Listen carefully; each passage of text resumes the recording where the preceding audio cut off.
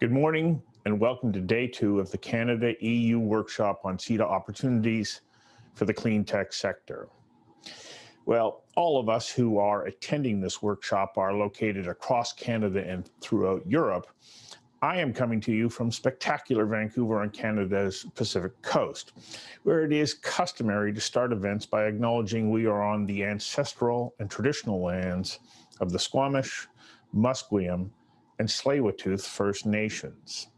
And this is also where I host my television show, Conversations That Matter. And as we start day 2, I'm reminded of a conversation I had with the National Chief of the Assembly of First Nations in Canada, Perry Bellegarde, who said during that interview, if you can't build relationships, you can't build anything. He, of course, is right. The path forward is through relationships, which is one of the key takeaways from yesterday.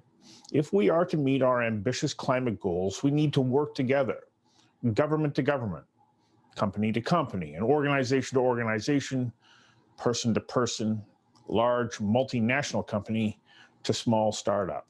Together we can and will meet the challenges of our times. I'm also reminded of President Kennedy's address at Rice University in Texas, where he announced his government's commitment to land people on the moon. President Kennedy characterized space as a new frontier, a frontier that engaged the pioneer spirit to forge forth against all odds. He infused his speech with a sense of urgency and destiny, and he acknowledged the magnitude of the task, not unlike the one that we face now in our desire to reach net zero by 2050. I find Kennedy's words inspiring in light of this task because we set this for ourselves. In particular, when he said, we choose to go to the moon. We choose to go to the moon in this decade, not because it is easy, but because it is hard. Because the goal will serve to organize and measure the best of our energies and skills. Because that challenge is one that we are willing to accept, one we are unwilling to postpone, and one we intend to win.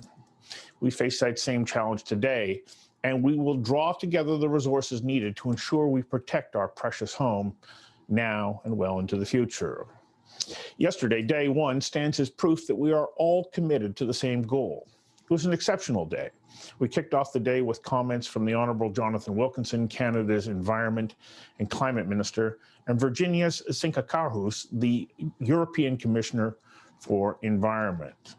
Our opening panel was an enormous hit, one that set the stage for the day and the conference, and that was how CETA can help achieve net zero emissions by 2050.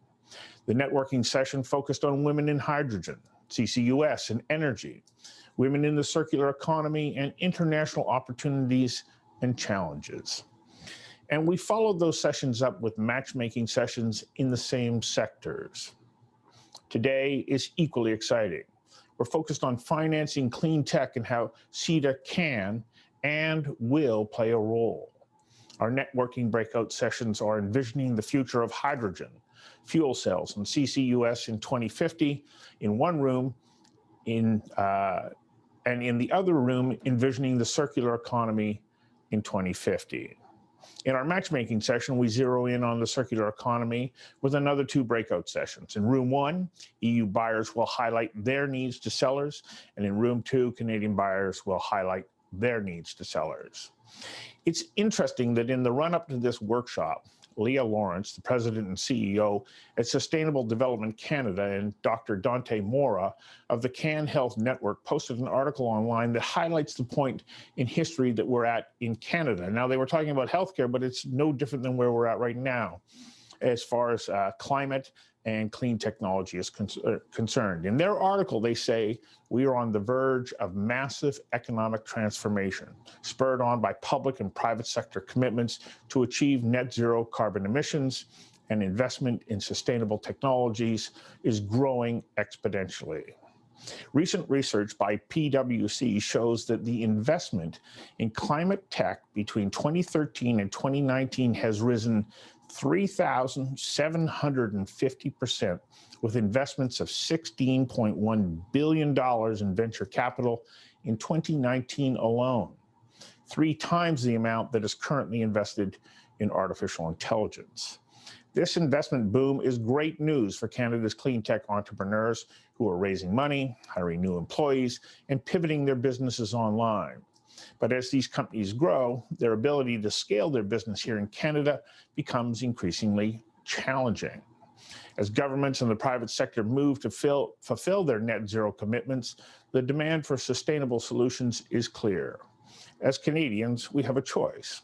We can buy the technologies that drive our response to climate change from foreign sources on the other side of the Pacific, or we can own the transformation by working with our European partners, and together we can champion the technologies that will create jobs and demonstrate that CETA, Canada-EU alliance, will lead to the development of innovative products and services that will protect the environment and contribute to strong economies. Now, just before we get to our panel, I need to take about 30 seconds here to address a couple of housekeeping items, and then we'll get on with our packed agenda. If you were with us yesterday, you know that interpretation is available for all sessions. At the bottom of your Zoom window, you will see a globe icon. So to listen to the sessions in French, click on the icon and select French. And over the 3-day period, you'll also have the opportunity to virtually network. We encourage you to reach out via the chat tool. And to do so, click on attendees on the side menu where a list of attendees will pop up. You can search by name or company to find someone. Then click the send message button to send a message, or you can click the blue video icon to request a video call. You might want to send them a message to meet in the Wonder networking space, where you can have one-to-one or small group video chats. Wonder will be open during networking breaks, linked through the agenda page. The agenda for the workshop is designed to engage you as an attendee and provide answers to your questions and solutions to your challenges. And there will be ample time built in for question and answer and idea generation. So we're using a tool called Slido for this. We encourage you now to go to your phone or tablet and open slido.com. The code for the conference is CETA, C-E-T-A in caps, Cleantech, all one word, CETA Cleantech. And there are prompts for you to add your questions in the appropriate session folder. I also want to let you know that you can pose a question using the Whova app or on Zoom, and the production team here will monitor those questions and transfer them to Slido, where I can access them and then present your questions to our speakers. You can also upvote others' questions and ideas if you think that that's a question that you want to make sure that gets asked. So whether you've joined the session through the Whova browser or opened the session in your Zoom desktop app, we encourage you to use the chat tool to interact and share your feedback with others.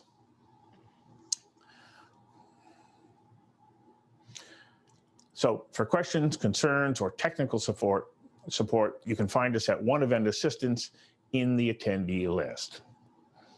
I will now ask you to welcome Rupert Schlegelmilch, the Director, the Americas Agriculture and Food Safety and DG Trade. Mr. Schlegelmilch, the screen is yours.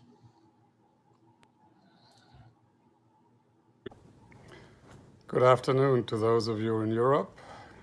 Good morning to those of you in Eastern Canada, and have a good coffee to the early birds in Western Canada. My name is Rupert Schlegelmilch. I'm the Acting Deputy Director General in the International Trade Department of the European Commission. And it's my pleasure to welcome you today for the second day of the EU-Canada Clean Tech Workshop.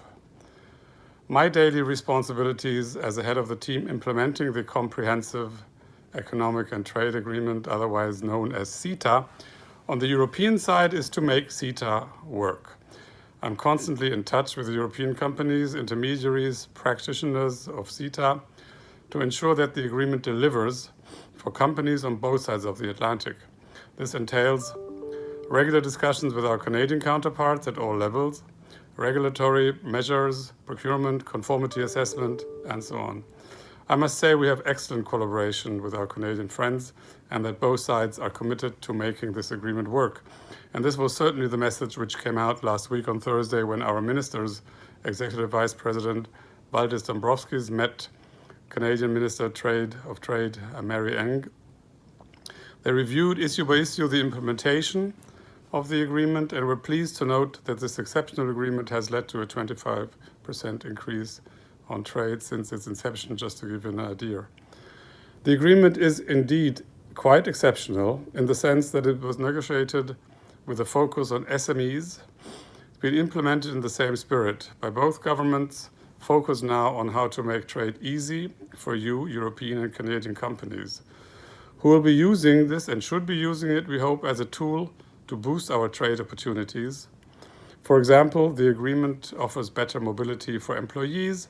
It provides a framework for the EU and Canada to recognize the professional qualifications in certain regulated professions, such as engineers, and I'm sure there will be some in the room. It also opens up new opportunities on both sides in terms of access to other markets in procurement or lower customs duty on 90% of our trade, and so on, and the list is long.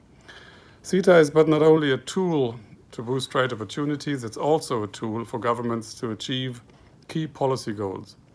A month ago, the European Commission published a revised trade strategy, and one of our objectives there is to make sure that our trade policy supports other policies, the transition towards a green economy, the transition to a digital economy.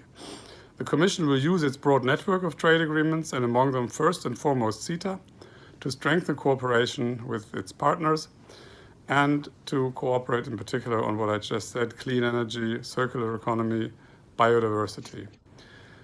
And yesterday you heard about how CETA creates opportunities for cooperation, trade and investment in the area of environment and clean tech, and in particular how it can help governments on both sides to achieve their ambitious target of a net zero economy by 2050. And today, you will hear how CETA facilitates opportunities for investment for both Canadians and EU clean technology financing companies. Presentations and business-to-business interactions will then focus on hydrogen and fuel cells and on the circular economy. I can only encourage you to make use of CETA as a tool to explore new opportunities in a dynamic market that shares the values, ease of doing business, and policy goals that you are used to in your domestic market, whether you are European or Canadian. And it's also a key tool to use to map the post-COVID recovery plans and insert yourselves in the EU's and Canada's green agendas and programs. So I wish you a fruitful second day of discussions, and I hope that you'll soon be able to make use of the information provided and contacts made to create new opportunities for your business. That's what it's all about in the end. So thank you and have a good meeting. Thank you, Rupert. I now have the pleasure of introducing the Honourable George Chow, the Minister of State for Trade for the province of British Columbia. Minister Chow. Thank you, Stu. Thank you for the introduction. Good day, everyone. I'm George Chow, Minister of State for Trade in British Columbia. I'm pleased to speak to you today, also from Vancouver, on the traditional territory of the Coast Salish peoples.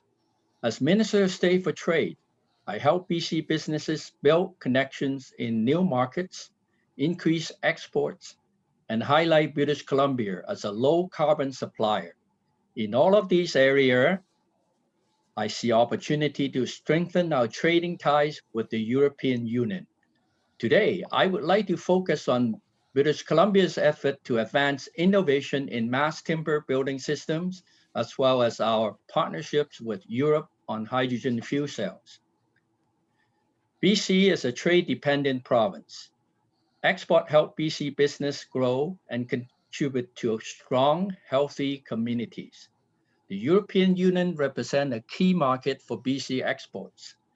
BC exported $2.2 billion in goods to the EU in 2019, including energy, wood, minerals, machinery, and equipment. We see tremendous opportunity to further expand exports under CETA. I look forward to your ideas and suggestions on how BC can diversify trade with the EU, especially with low-carbon solutions in transportation, agri-food, and building systems.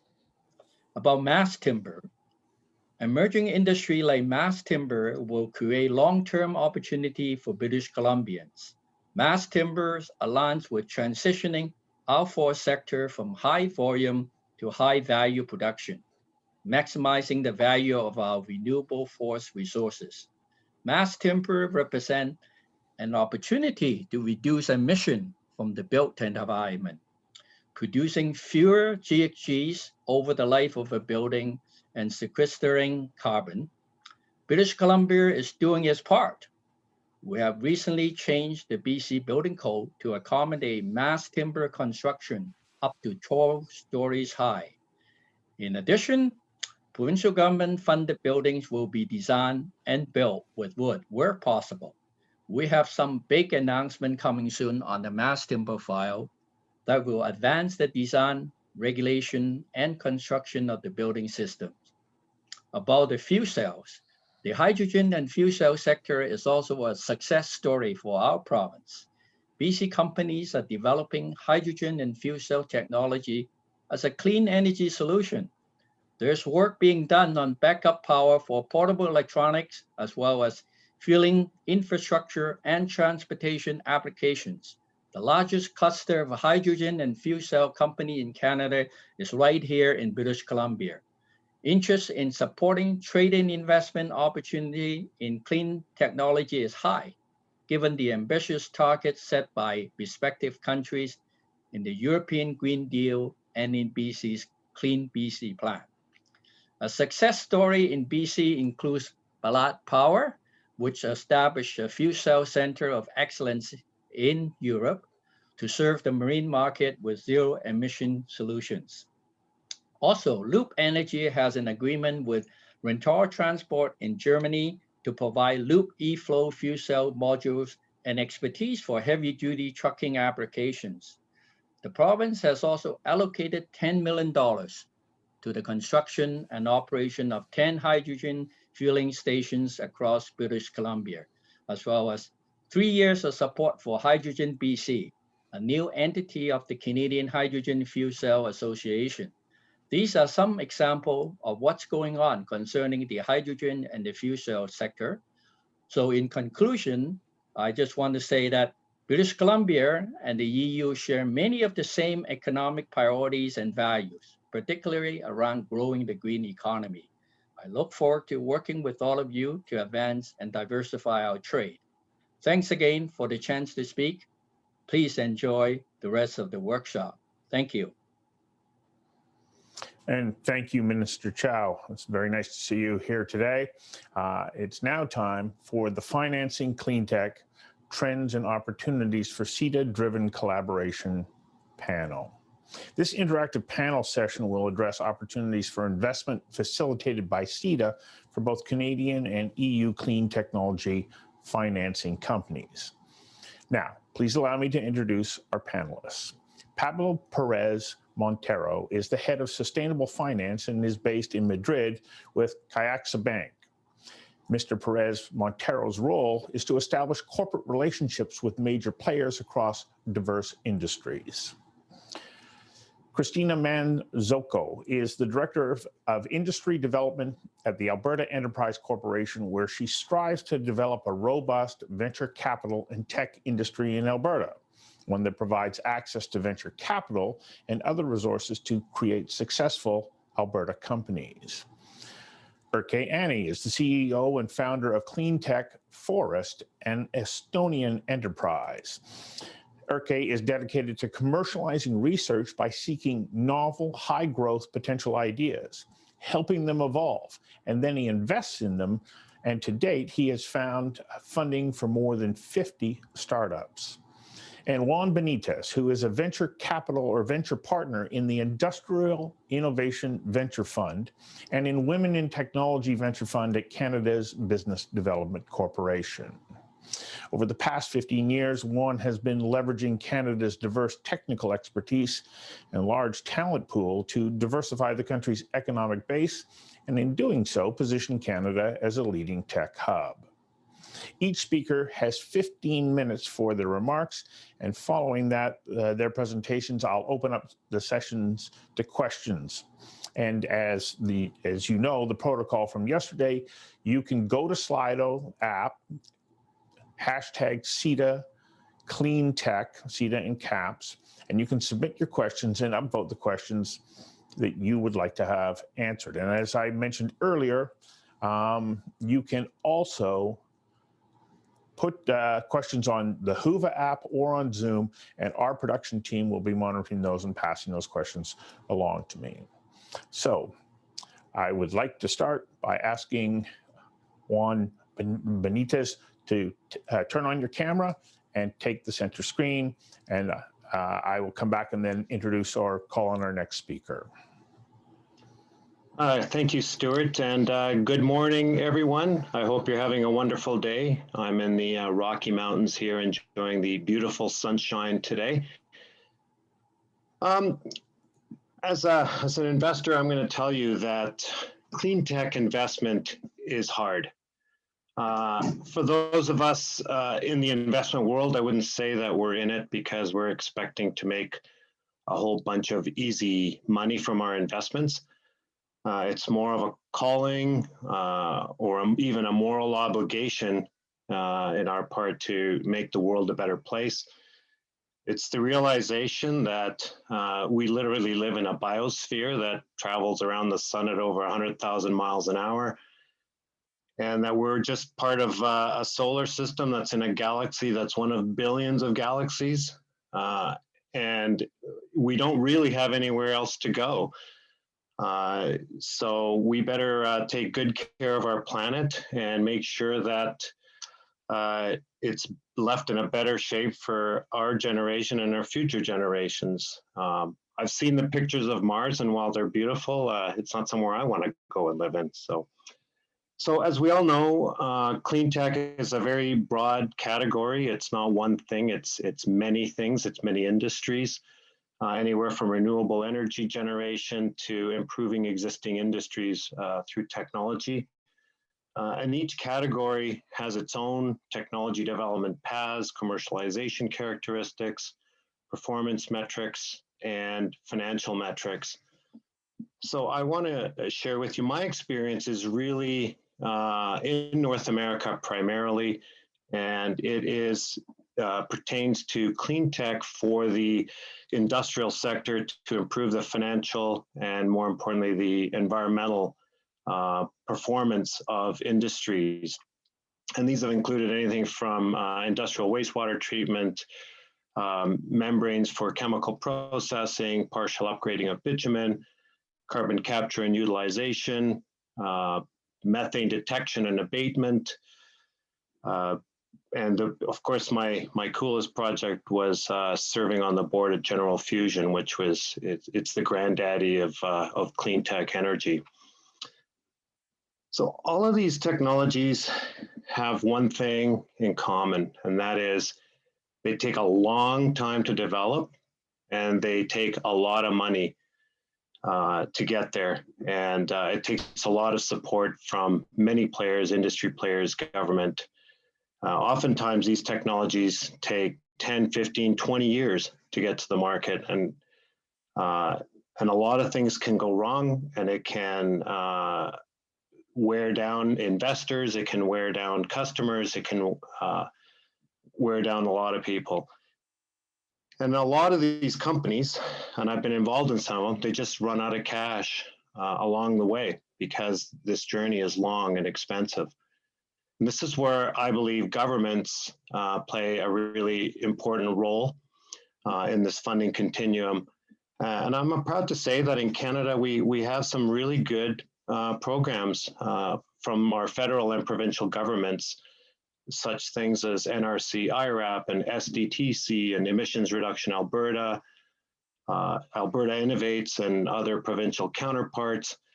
And these organizations all play a really important role in helping technology develop up to the point that they're ready for commercialization. But these programs are really good and they're excellent. However, they are also limited by the amount of capital that they have. And so even companies that have great potential but have really long timelines still run out of money because these programs often don't have enough money to keep supporting them for such long periods of time. Now, on the commercialization front, and that's where I'm involved in right now, is I see funding programs that have been created by the federal government. One of them, of course, is our Industrial Innovation Fund, and other ones like the Cleantech practice. And these were created by the federal government with the recognition that Cleantech is a difficult space, and they need to help fund the commercialization of these companies. And by doing so, they also attract other institutional investors to co-invest in these companies and get them commercial. And also BDC has, they invest in about 75% of the funds in Canada. So that's another indirect way to help grow these companies. So this panel is about investment opportunities. So I'd like to talk a little bit about what I see in my world. And I primarily deal in three sectors at this point in the clean tech world. So in the oil and gas and energy sector, I'm seeing a lot in hydrogen, and I see that there are several sessions in this conference on hydrogen. And I'm seeing a lot in both green and blue hydrogen to improve the economics of producing it, because producing hydrogen is expensive. I'm starting to see more and more carbon capture and utilization projects. Again, those are long timelines, but I'm seeing a lot of those. Lots around in the oil and gas, particularly around methane detection and abatement technologies. I'm also seeing a lot in the digital oil field. Digital oil field is important because they are much shorter timelines for those technologies, and they can have huge impacts on operations. I'm also seeing membrane technologies for industrial processes to improve the energy efficiency and water efficiency of those. I'm seeing things around steamless extraction of bitumen, for example, using microwaves to melt the bitumen and extract it so that you don't have to burn natural gas to inject to remove the bitumen. In mining, this is really interesting. A lot of it is actually driven, the technologies I'm seeing are driven by the EV, the electrification of transportation and batteries. So I'm starting to see more around more precise mining methods. I'm starting to see things around lithium extraction from brine, so technologies that will enable that better than giant evaporation ponds, for example. More precise mining technologies where you can get to smaller deposits of precious metals without leaving a huge environmental impact, much easier to reclaim, and getting these rare earth metals that we will need for all of these batteries that we're going to need and going forward. I've also seen better technologies for actual just mining themselves. I've seen technologies for better sorting of minerals at the mine face, so that it makes the it makes the economics of extracting the minerals from the mine face more better. And it also, by improving the economics of these mines, we are able to extend the mine's life, which can sometimes help them prevent the exploitation of new mines. In agriculture, we're seeing a lot of things around water use.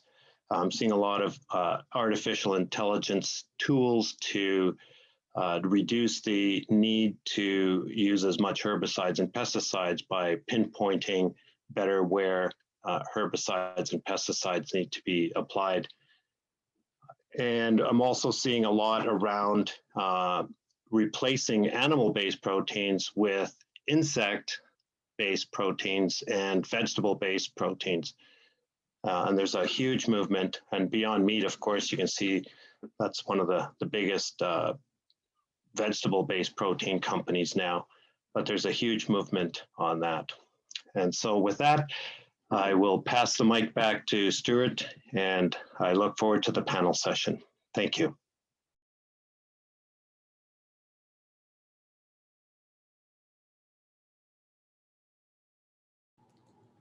Thank you, Juan. As you were speaking, I was reminded of a very interesting, innovative company out of Alberta that is using ion technology to extract lithium from the wastewater of an oil well. There is tremendous amount of innovation that's going on to say that we are going to ensure that we meet our future needs and continue to clean up what may have at one time been considered a waste product, but now becomes a valuable resource. And happy to see that, that you're getting behind those kinds of products. I would now like to invite Urke to turn his camera on and take the screen. Yes, bonjour Canada, and good evening for Europe. I am tuning in from Tallinn, Estonia, and here to kind of slowly and steadily discuss about the Cleantech kind of support ecosystem, but also directly related to funding opportunities that are emerging in Europe, but also in Tallinn and different countries around Europe. Well, first of all, if we're talking about Cleantech, Cleantech now has its kind of a second opportunity. So the first Cleantech boom, as they say, started in the 2000s and quite quickly also found its end nearing to the 2008. Now the Cleantech 2.0, so the new generation of Cleantech has started in 2014, 2015. Since then, Cleantech Forest, as Clean Technologies for Estonia, is also then it was developed and built, and with only one aim or a mission to advance the local Cleantech ecosystem by bringing together academia, the business, the research, and of course the startups, the new entrepreneurs. Well, now Estonia is rather a small country. You might have heard about, it's the land of unicorns. I like to say that half of the country is covered with forests, which is true, and the rest is with unicorns in our country. And Estonia also has some advantages or value propositions to startups that are starting to think about initiating a startup. We have a startup visa. The country is totally covered with smart meters, so it's 100% smart meter covered, which means that there's a lot of data. Estonia is also a digital country, so there's many, like 25% of the employees in Estonian startups are foreign founders or foreign employees. That's because our startup ecosystem is also very well established and built. And as was mentioned previously by Stuart, the kind of relationships that enable these new innovations to grow, the relationships are very well dealt with on the ground level, and therefore makes it easier to build anything in this small country as well. In the Cleantech Forest, or Cleantech for Estonia, has very hands-on experience with startups. Since 2015, we have worked together with very, very early stage startups, mainly coming out of research, so-called also, which is popular deep tech startups. And we have been helping them to grow, to find follow-on investments mainly, but also we have been incubating, accelerating them to grow into larger markets. As I think the Cleantech Forest kind of represents this ecosystem that every country in the world has, or if still don't have it, then should have.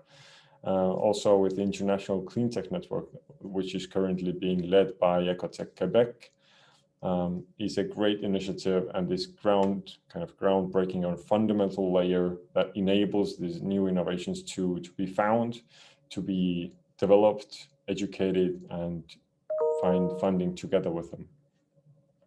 We also established a new accelerator program with which we are aiming at emerging regions, mainly from Central and Eastern European region, to find these breakthrough technologies in energy and smart city technologies that we would like to engage with, invest in, and develop for further scaling up into other countries. Now, if we're talking about financing in cleantech sector, then it's rather evident that Estonia itself, well, Estonia, let's talk about Europe. Europe is a very fit front runner in cleantech, mainly backed by policy support, also different support measures such as Green Deal or just transition mechanisms, etc. The EIC accelerator, the innovation funds, which all the startups should look into if they're at a growth stage. However, the kind of situation with equity funding, with venture funding and growth funding in these startups is not in a very good shape at the moment.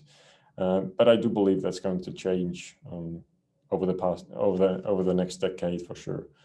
As the cleantech sector itself took up its pace only in 2018 when these new generation startups emerged or started. Now they're looking for further investments or growth and equity funding. And now these kind of measures are also coming from the EU side, but also from local or national support. So in Europe, when we're talking about cleantech, also as Juan mentioned, there's many categories. Cleantech cannot be defined only with one or a couple of sentences. It's rather a horizontal that goes through many various tech approaches. What we see in Europe is quite a lot has increased the interest in aviation, but also, of course, green hydrogen. Everybody talks about this now. Obviously, renewables, micromobility, agriculture, but also consumer engagement in demand response tech, which is backed by the new digital or digitalized solutions that these new entrepreneurs and startups can engage in their business models. Talking about these relationships more or collaboration in EU, there's a very great and a large institution called EIT Climate Kick. EIT stands for European Institute of Innovation and Technology, and has been active over 10 years now, and has these branches all over Europe in each of the country. And I also saw from the attendee list that there's a couple of colleagues from EIT Climate as well, so saying hi to them from here. And this kind of network is one of the fundamental kind of pillars that I believe that the EU's innovation or climate innovation kind of ecosystem is built upon. And now with the new Horizon Europe, growing out of Horizon 2020 and the Innovation Fund, these new funding opportunities have as well risen out of these and due to these new innovations that have been developed by EIT Climate Kick's activities in the past decade. But I'm as well looking for more discussion at the panel. And then, of course, if there are any startups in the audience and are looking to start their endeavors in cleantech startups, then definitely reach out to us or any other, for example, EIT Climate Kick partners. Thank you, Urke. I note when I was doing research about you that yes, you are investing, but you also play an important role in making sure that people know that these innovations are underway, what the potential is. And of course, when we get to the panel, I'd like you to expand on how important it is that we continue to share the work of this clean tech innovation and the direction that we're going in, because it's important for not just our audience, but everyone to understand what's happening. So I'll ask you to turn off your camera. Christina, I'll ask you to turn on your camera and please take the stage. Excellent. Good morning. Hi, everyone. It's wonderful to be here today presenting on behalf of Alberta and Canada and alongside these very inspiring panelists. Thanks for having me. My name is Christiana Manzacco. I'm the Director of Industry Development with Alberta Enterprise Corporation. Alberta Enterprise is a $350 million fund of funds created by the Alberta government in 2008. We promote the development of Alberta's venture capital industry by investing in venture capital funds that finance technology companies. We focus on funds that have a strong commitment to Alberta, including a full-time presence in the province. In addition to capital, we support Alberta's VC ecosystem by connecting investors, entrepreneurs, and experienced tech executives who share our passion for building a bright and innovative Alberta. It really is a pleasure to be here with you all in this forum, just to share ideas and to collaborate on some of the big clean tech issues of today. At AEC, our mandate is to create access to venture capital for Alberta tech companies. We do this by investing our dollars in VC funds, who then invest dollars in Alberta companies. So to be clear, we don't invest in startups.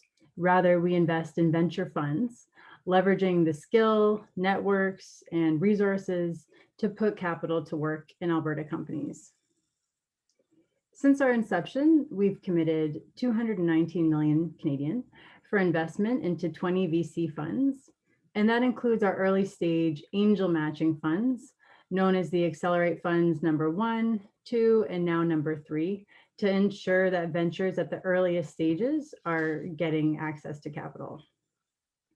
Our portfolio of funds covers a diverse range of forward-looking industries, including information technology, energy, industrial technology, life sciences, and beyond. Our goal is to choose funds that mirror the landscape of Alberta's tech ecosystem, which ensures better access to capital for startups. So far, our funds and their partners have invested over 609 million into Alberta tech companies, and that number is growing all the time. We recently made a US $15 million investment into Innovia Capital's Growth Fund number 2, which is a $450 million US fund, which will create very strong access to growth capital for scaling companies as our ecosystem matures. Some of you in the audience may be familiar with our funds who play in the clean tech, digital innovation, and industrial space, including Builders VC, Enertech Capital, McRock Capital, Yaletown Partners, and Chrysalix. So from the Actia 2019 study, we know that nearly 2/3 of Alberta's clean tech ventures identify their primary market as oil and gas and mining. And half of these ventures are what would be considered deep innovation plays. So developing solutions with longer commercialization cycles and higher capital costs than your typical software startup. For these reasons, as some of the other panelists have touched upon earlier, clean tech, although it has long been of interest to Alberta investors and has been a real strength for the Alberta ecosystem, has had some challenges inherent within it, with fitting clean tech investment into the typical VC playbook. So this experience, and also the natural evolution of the tech landscape, has led to a broadening of the definition of clean tech as it relates to VC financing. We see clean tech in its current form as being expansive, spanning industries from energy to utilities to transportation, mining, and industrial applications. Any application that disrupts or elevates a traditional industry. One such example is a nanotechnology innovation that uses a membrane technology for water recycling. This solution was developed to significantly reduce industrial use of fresh water by efficiently and cost-effectively removing pollutants from oil field produced water. So this solution was developed right here at the University of Alberta by mechanical engineering professor Motada Sadrizadeh. This research attracted the attention and collaboration of IBM and also the very important support from the National Research Council of Canada to create an incredible outcome.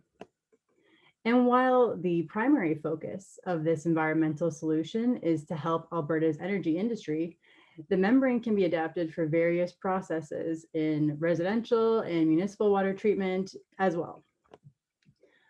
These membranes can also be used for applications such as breweries, the pulp and paper industry, agriculture, and even small businesses like car washes. Applications which not only benefit the environment, but also equate to significant cost savings. Ventures such as these can be quite attractive to generalists as well as pure clean tech VCs alike. This example also further illustrates the critical role which government can play in providing early stage funding to de-risk these investments and provide the necessary runway to gain traction. I also wanted to provide some further insight into what the clean tech sector landscape looks like in Alberta as it relates to equity financing. Alberta Enterprise periodically produces an Alberta deal flow study, and the objective of this study is to provide stakeholders like government, service providers, local accelerators, and investors with a shared understanding of the strength and the makeup of the tech deal flow across sectors and regions in Alberta.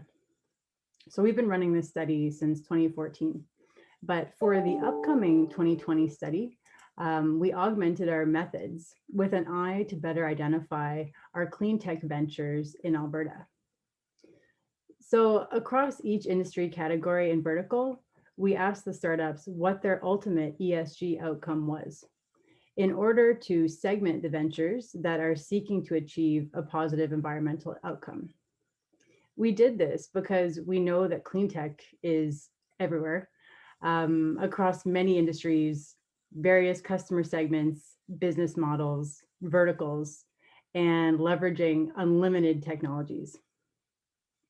So this was a very important change for us, which we're very excited to look at the results and how we've been able to get more granular and more thoughtful about how we segment Alberta clean tech companies, even if they don't define themselves as such.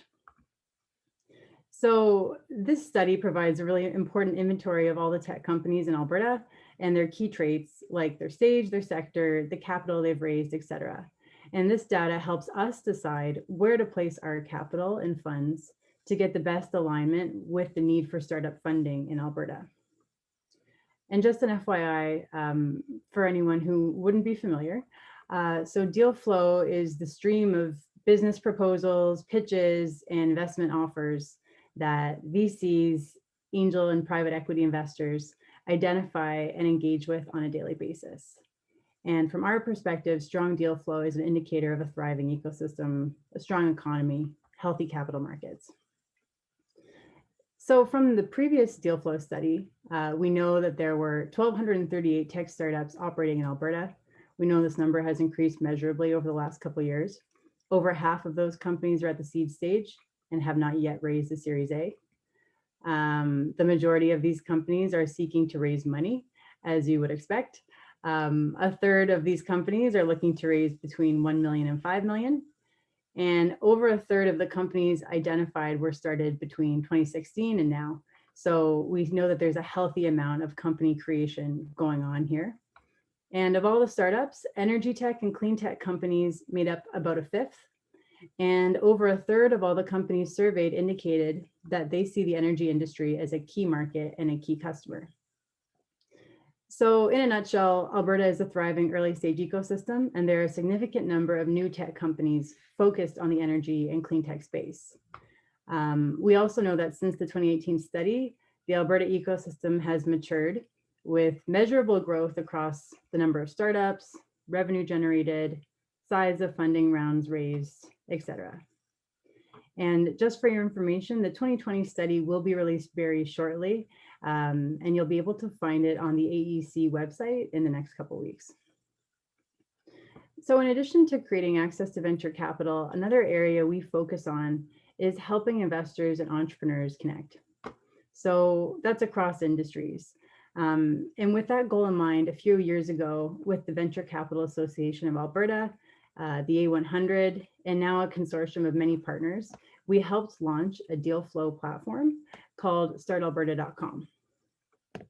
So Start Alberta is a platform where Alberta entrepreneurs can find investors, and investors can expand their deal flow and connect with new companies. So startups can also publish stories, press releases related to Alberta tech, their events. It's great exposure for these companies. And furthermore, through data partnerships we've established with global databases like Crunchbase and PitchBook, we can ensure Alberta startups are showcased to over 60 million users worldwide. So we do encourage any Alberta startups on the call to sign up and make a profile so that people can find you. But moreover, for this audience, if you're interested in the types of Alberta tech, clean tech companies that we have here in the province, we would encourage you to take a look at startalberta.com. So I look forward to diving further into this exciting discussion around financing clean tech and exploring further opportunities for collaboration between Canada and Europe. Thanks very much. Thank you, Christiane. I'll ask you to turn off your camera and we'll come back to you, of course, on the panel. While we're waiting for Pablo to turn on his camera, I also want to remind all of you who are in the audience, please go to Slido, send us your questions, or you can use the Whova app or even on Zoom, and our tech team will be monitoring those.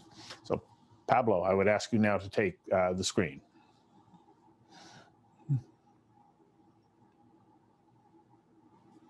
Are you there?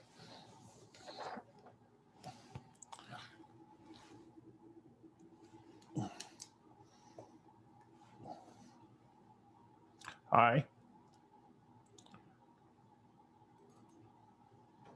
Pablo, are you able to hear us?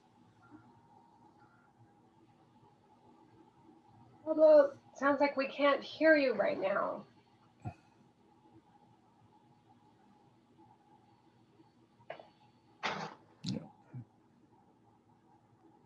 Your audio appears to be off, Pablo.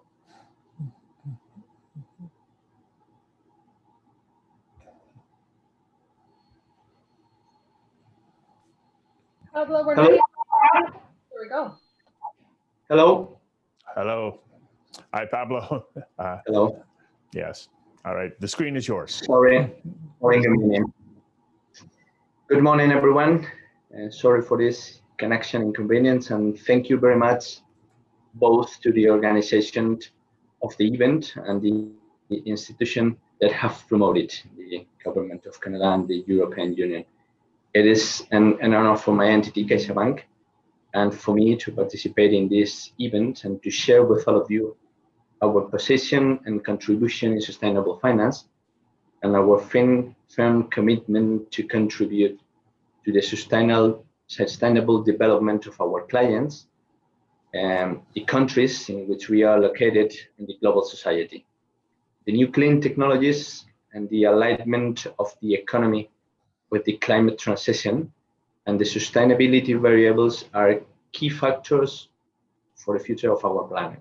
I want to present you a quick summary with some slides about the current market situation, the regulation that are happening in Europe about this activity, the CaixaBank positioning, and the sustainable financing solution that we are using to finance the challenge and the investments for the transition, climate and social transition. In this new environment, a long list of companies are involving the ESG factors in their corporate strategy, seeking to generate a positive impact over the 70 SDGs through their activity. Let me to share with you the presentation that I'm just showing on the screen. Those are the 17 SDGs that practically everyone knows nowadays. And some of those are involving the strategies of the companies depending on the industry and the main objectives and the ADN of the clients or companies that we are looking for.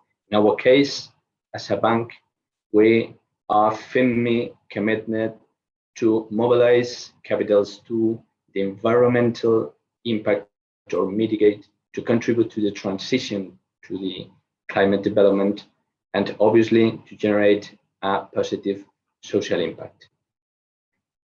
Nowadays, the global market of loans are about 200 billion in terms of size, with an extremely important growth in the last years.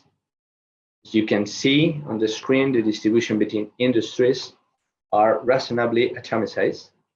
No really relevant focus on the energy side as in the previous year.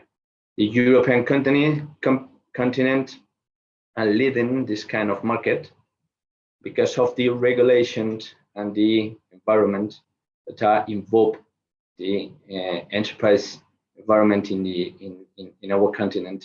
It is really focused and promote to this activity, but the rest of the world, with the North of America, are following this kind of rules and policies to be implementing in the next years to cooperate with this leading as the rest of the financing markets.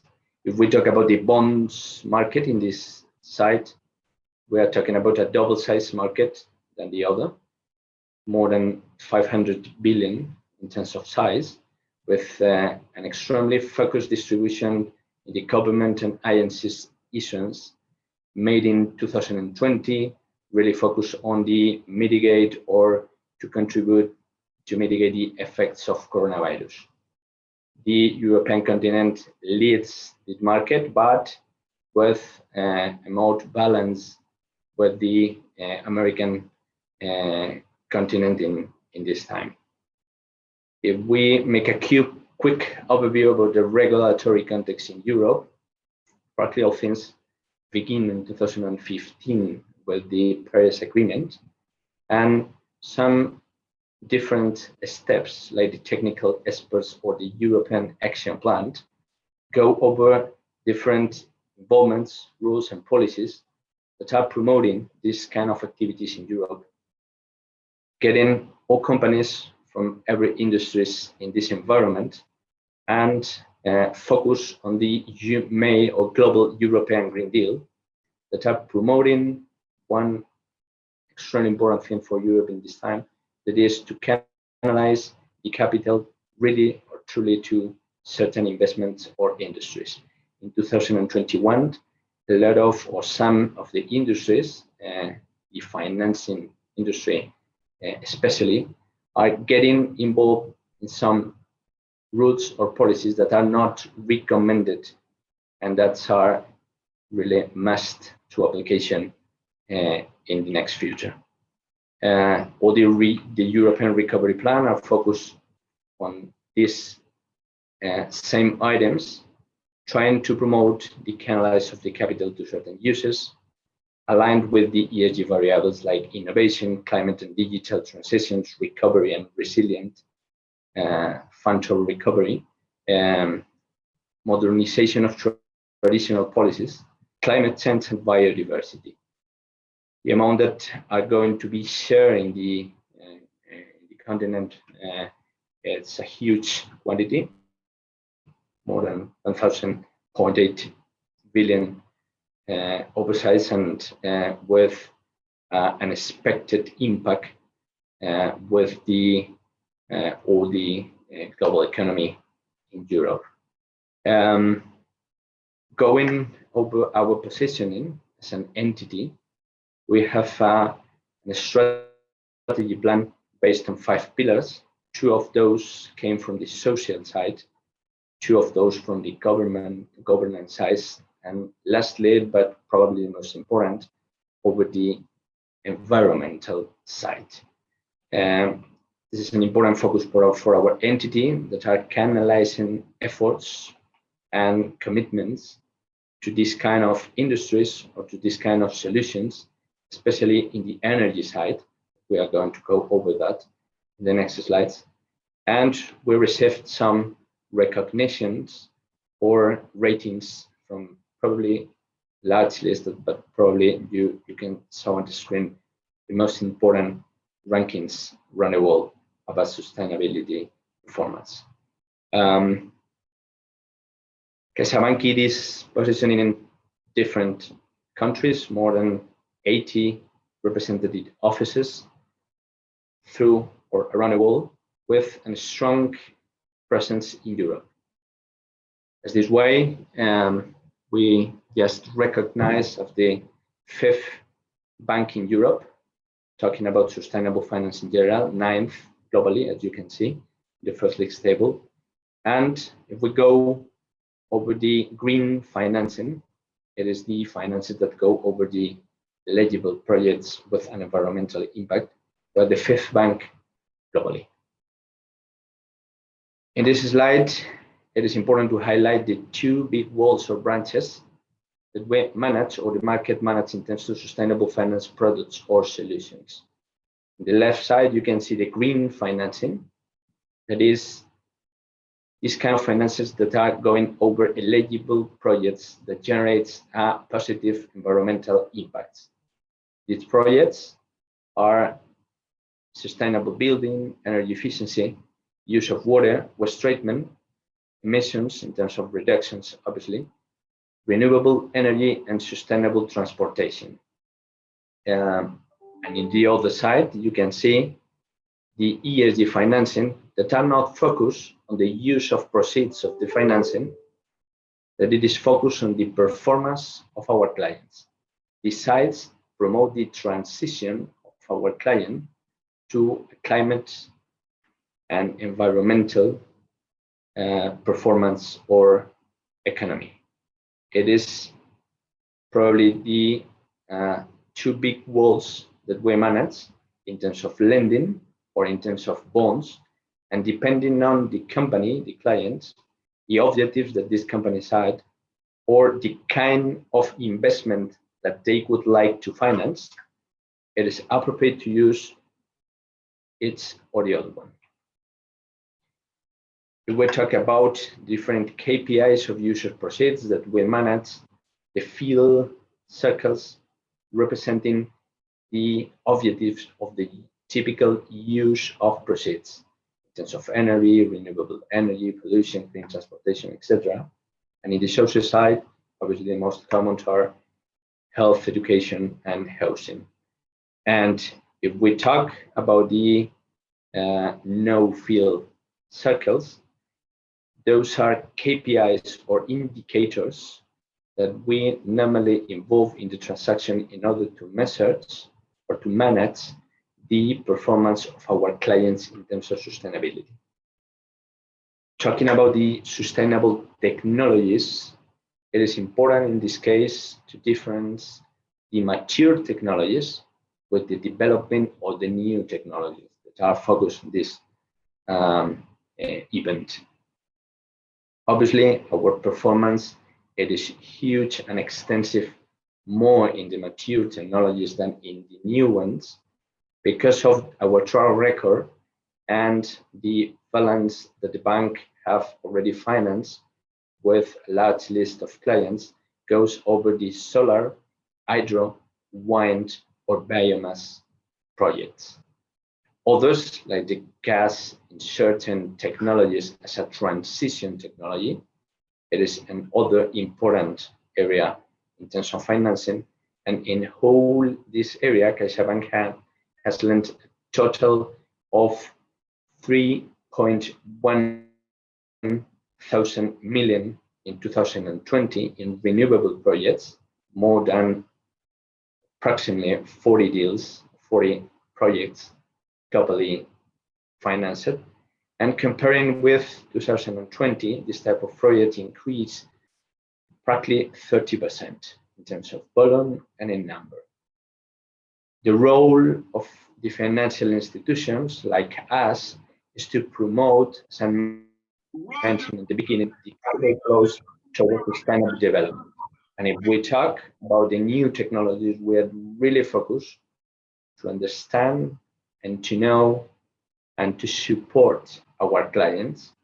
Many of these clients are really empowered and development clients in the mature technologies that are following and studying to promote the new ones, the new technologies that are going to play a key role in different industry in the next future, like the transportation industry or building.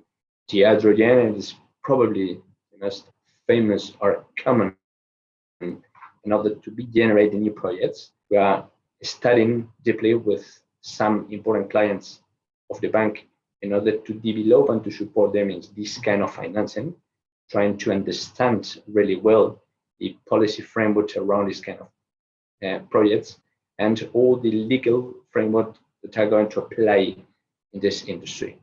And others, like the circular economy projects, normally regarding or around the waste to energy plants or plants to recovery or waste treatment are another kind of important projects for us.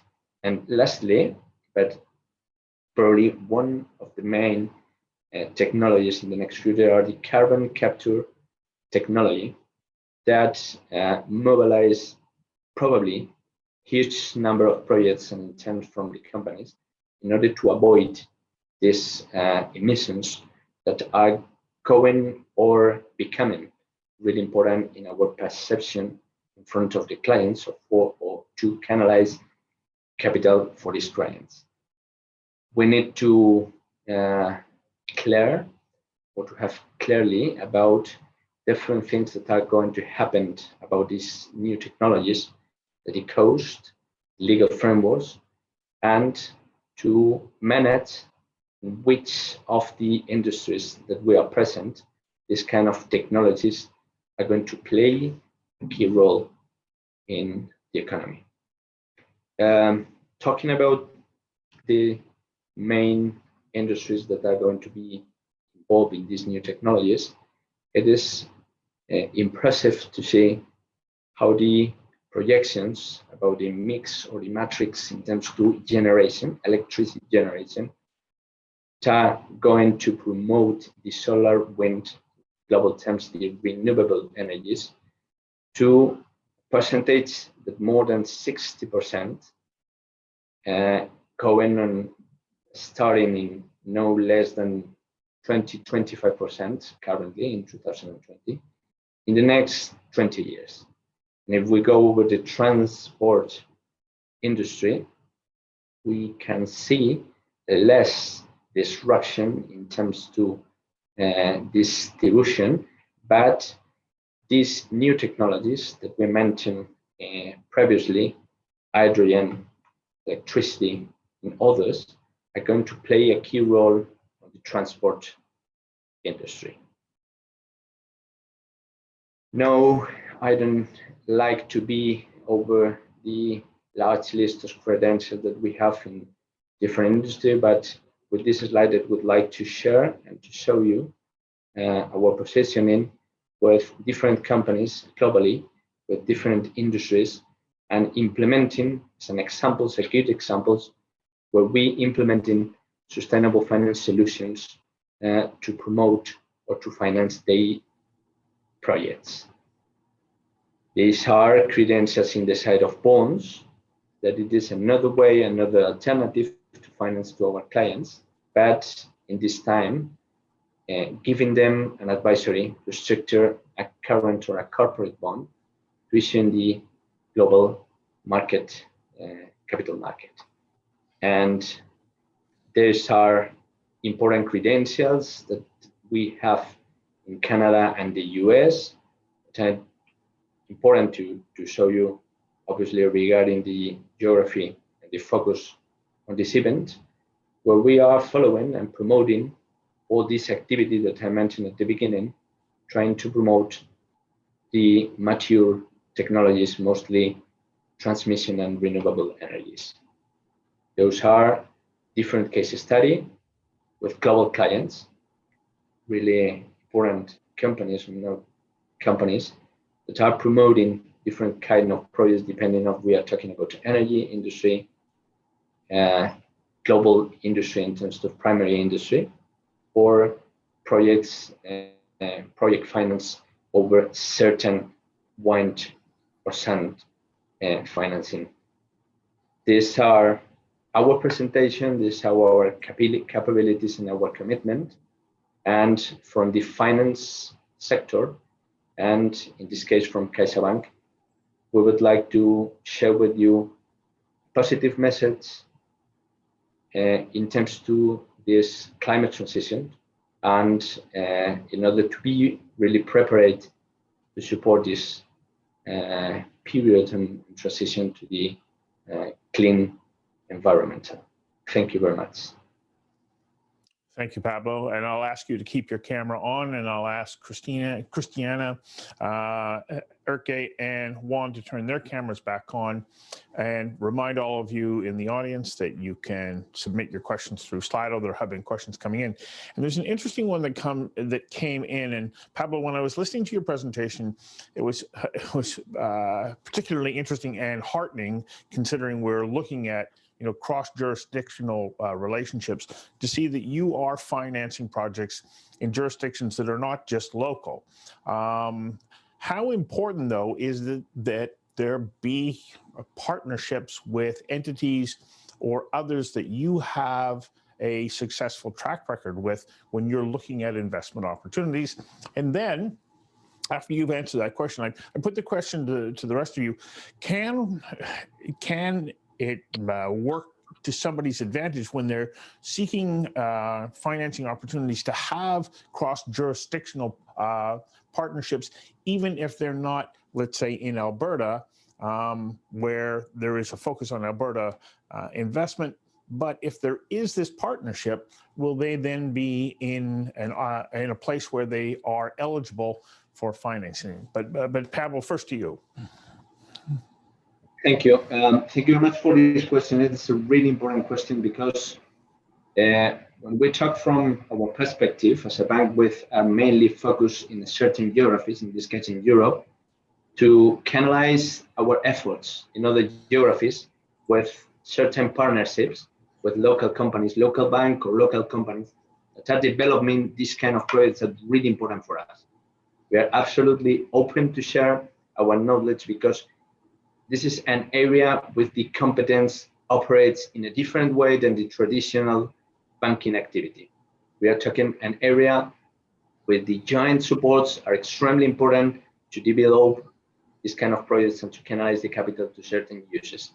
And it is our conclusion. It is important, we are open to do, and it is something really important in order to promote the transition. Christiana, when we were listening to your presentation, you were talking about the fact, of course, that you're focused on Alberta companies, but if they're in partnership with a European, innovator or a consulting firm, will they then be eligible to look for investment from, the venture capitalists that you are supporting? Certainly. So, I mean, it should be noted that we don't really operate as a program, right? Like there's not criteria, startups don't apply. It really is a much more simple format where we make investments as a limited partner into venture capital funds that fit the deal flow landscape that we have here in Alberta. And then, we have those funds set up a local presence, and they look for companies to make that investment into. So we seek to at least have the investment we make in those funds returned into the province through investments into local startups. Okay. So, sorry, I was just going to also say, and in terms of geographic expansion, I mean, we certainly would encourage Alberta startups to make partnerships with customers other places, to even to travel to find that first customer or that first investor, or to have access to an accelerator program or an incubator program that would really help them become established. So through the fund investments we make, we seek to bring in a global bench strength of expertise, and we hope that those VCs would make introductions to their networks all around the world. So as long as our VC is interested in the startup, they would invest regardless of how that startup has made connections other places. The more connections, the better. Yeah, I would think so. I would think that having those international connections are going to consolidate and expand markets for startup companies. But I also appreciate the fact that the focus from your funding is going to be on Alberta companies. Urke, to you, you're looking out at a broad landscape across Europe, but do you look beyond Europe, and are you looking for cross collaboration across the Atlantic and into Canada? Yeah, that's perhaps like one of the pains of Europe's landscape of VC investment or growth and venture capital is that there's not too much of it, right? So if a company starts off in Europe, in any country, at some point, I mean, it's gonna penetrate into a couple of European countries, Germany, UK, Finland, or Spain, or whatever, and then instantly it will be looking further out.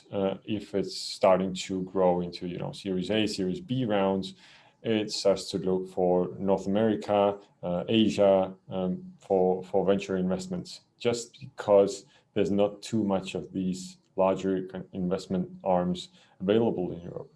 So this kind of also creates, actually, I think that also creates a very good platform for the startups.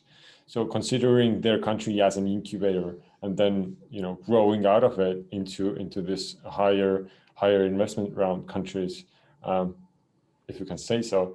But it also kind of internally creates these ambitions in the founders or in the startups, kind of stating that their market or their main market, their so-called beachhead market, isn't their own country, but they're rather looking for larger opportunities. So I guess that's kind of one way to see it. So I guess the follow-up question to that, though, is that you have a vision beyond just local. You are willing to look at those opportunities that are going to be cross-jurisdictional and on different continents as well, because that is what we're here about, to figure out how we can create those opportunities because of CETA that allow us to work in each other's jurisdictions. Yeah, I mean, absolutely. I think a couple of years back, I can't now remember all the years, the gap year was in between, when there was this the first workshop on CETA for you, Canada, for clean technologies. I also went to Canada for the workshop, and after the workshop, it has appeared that there's actually quite many startups from Europe, also from Estonia, that have already made contacts in Canada, since there's very vibrant kind of starting clean tech ecosystem boom, and this kind of link to Canada and their technology development opportunities there give a very good, let's say, a launch pad for the further North American markets. Yeah. Okay. Thank you, Juan. I also want to put the question to you, because with the BDC really being focused on Canadian development, money from the Canadian government, how receptive are you to these collaborative efforts that will expand the reach of Canadian innovators if they're working in collaboration with European partners? Yeah, so you bring up a really good point. The purpose of, for example, the Industrial Innovation Fund is to leverage our tech or our industries that we have here that we're strong in, like oil and gas, mining, and agriculture, to help develop technologies. So that's the purpose, is to leverage those industries and invest in technology companies in those spaces. But ultimately, our goal as investors is to help them commercialize and use our networks, because we have a lot, and through BDC, to connect our companies to become global companies and help the global mining industry or the global oil and gas industry or global agriculture. So it is a, you could call it a seeding for a Canadian company, but the goal is to turn these into global companies. And that's how we look at all of our investments. I mean, it's not to say we wouldn't invest in one that's just a Canadian play, but typically we are looking for global companies. We want to build global companies. And so that's a big part of our job when we invest in these companies, is to connect them internationally through other government agencies that we're connected to, or the venture capital community that we're well connected into. So how important is it? Because one, you've touched on this, and Christiana, you have as well, that this relationship through the venture capital community is important. For clean tech innovators, you know, they're not always skilled presenters. They're not thinking about fundraising. They're thinking about this amazing technology or process that they're putting together. How important is it that they partner with VCs who can help them shape their message and present it to each of you in a manner in which that it fits in with the whole flow of determining whether or not this is a potentially sound investment, and these are people that you are going to have faith in to be able to realize that vision? Juan, I'll start with you, and then we'll go back in the exact opposite order that we came from for the last question. Jyrki, Christiana, and then back to Pablo. Yeah, no, it's really important. As VCs, we also do a lot of call it community work to prepare companies for venture capital investment. And that can be through volunteer programs, through roundtables at conferences. We also direct a lot of the companies to go through the incubator programs that are available and accelerator programs to prepare them. We often will coach them ourselves. I've coached many companies to prepare and to help them with their pitch decks and everything else. It's a multiple party effort to get a company ready for venture capital investments, and the venture capital folks, they play a really important role as a resource for these companies to get connected to their broader ecosystem, so that they can commercialize and grow. Okay, to you. Well, absolutely. Especially with, I totally agree with you that with especially deep tech, or let's say research commercialization projects or startups, it's rather difficult to have this kind of a bullseye or a bingo that you have an entrepreneur and you have a scientist, like 2 in 1. I mean, that's the best case scenario for all the VCs, right? But well, oftentimes that's not the case. And that's absolutely where the incubators, the accelerators, various kind of seed funding programs come into play, as their responsibility is to make the startup's idea and the mission to be acknowledged or understood by the VCs for further follow-ups. So here, I guess, yes, the ecosystem plays like a huge major role. What I want to here also emphasize is one of the kind of trends or the mission-orientedness of the startup ecosystems that we're all talking about, or I will see, is that the kind of sense of community giving back. So, for example, I can bring an example from Estonia's case. You know, Skype was partly founded from Estonia. And that from the exit, there were kind of funds released into the ecosystem, giving back, you know, initiating a couple of funds or venture funds, accelerators, and so on, investing back into the companies, into the local companies. And then it kind of went as a snowball effect, right? And it's going since. And this is important as well, because not only the funding goes back to the community, but also the knowledge, the kind of know-how, how to actually be successful. I know that sounds like a cliche, but that's kind of what defines the startup ecosystem, the success of the startup ecosystem. I agree. It comes down to that ability to be able to build out, expand, and then take the concept idea of the company to the next level. Christiana, I know that in your presentation you already touched on this, the importance of that relationship with VCs, but is this something that you are also closely in contact with, and working with them to to consider or vet the opportunities that come forward? So yes and no. I mean, in terms of ecosystem development, absolutely. So when we make our investments, we look not only at the financial returns of those VC funds, but we look at the types of mentors that they are.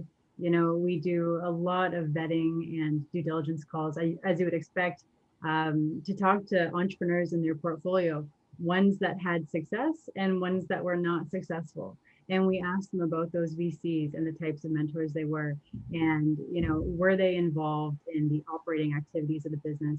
Were they valuable when it came to strategic discussions at the board level, providing guidance, providing, you know, opening up their network to them?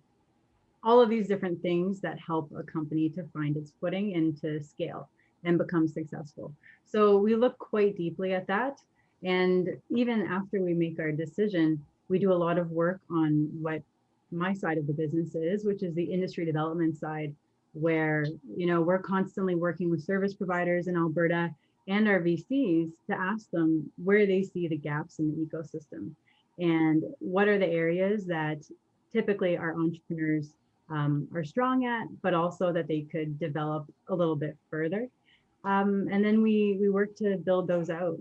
And in the Alberta ecosystem, as Juan mentioned, there's a variety of programs that seek to, you know, develop the maturity of the founding team and to shore up some of those gaps, particularly when it comes to technical founders, which we have a lot of in Alberta. You know, we have very strong research institutions, and many of the ventures we have are quite technical in nature. And we see programs actually like CDL, the Creative Destruction Lab, as being very important in bridging that gap between these very technical ventures and those that have massively scalable opportunities. And a big part of that is bringing together business skill set with the more scientific skill set, and then the benefit of all the mentors in the room. So yes, we see that as being extremely important. Right. So Pablo, I'm going to put a little twist to the question here with you right at the moment. So when you work on these relationships and you're considering clean tech investment, I noticed from your presentation that you're looking at hydrogen, which is massively expensive, but then you're also looking at waste reduction and recycling, and which is a much more conservative or smaller type of venture and can be very local. What are you looking for? Are you looking for this broad spectrum, or do you really want to see these knock it out of the park ideas that are going to be so disruptive that they're going to change everything, or are you open to the full spectrum?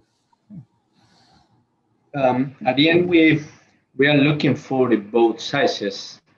It is really important to know that when we talk about transformational investments, it is important to combine the equity raising capabilities of a venture capital or a financial sponsor with other kind of profiles, the typical industrials company with a long and deep specialized in this industry, to give visibility in terms of future, in terms of stability.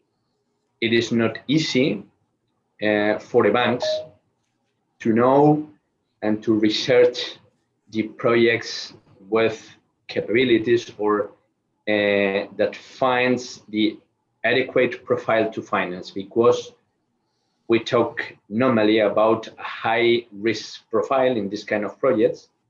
And for us, in this way, there are two key factors in order to materialize or to find the optimal financing. The first one, it is to find a disruptive projects. When we are talking about something that have certain change or to modify the ways or the technologies that are developing in this industry. And the second one is to have a support of an industrial company that have a long track record in the market, developing projects that different profiles. In this combination, it is probably the optimal point.